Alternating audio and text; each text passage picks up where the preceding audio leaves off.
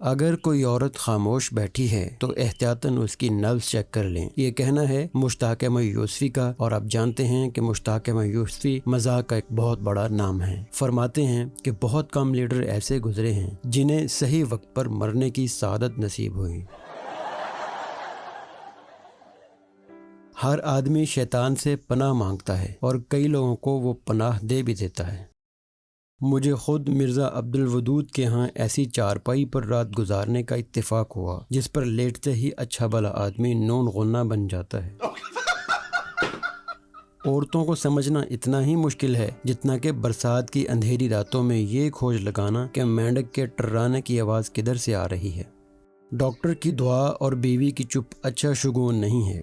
فرماتے ہیں بعض شادی شدہ مرد حضرات کی دماغی حالت اتنی خراب ہو جاتی ہے کہ بیوی سے تنگ آ کر پھر سے شادی کا ہی سوچتے ہیں۔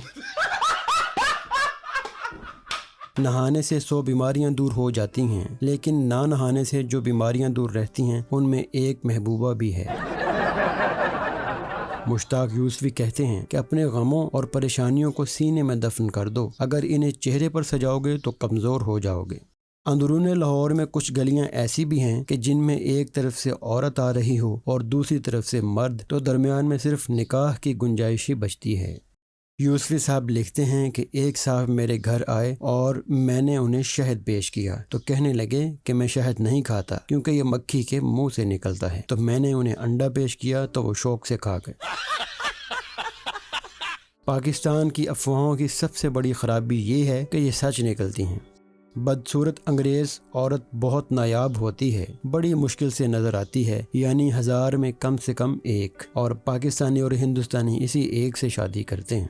آدمی زندگی میں ایک بار پروفیسر بن جائے تو پھر وہ ساری عمر پروفیسر ہی کہلاتا ہے، خواہ بعد میں وہ سمجھداری کی باتیں کرنے لگے۔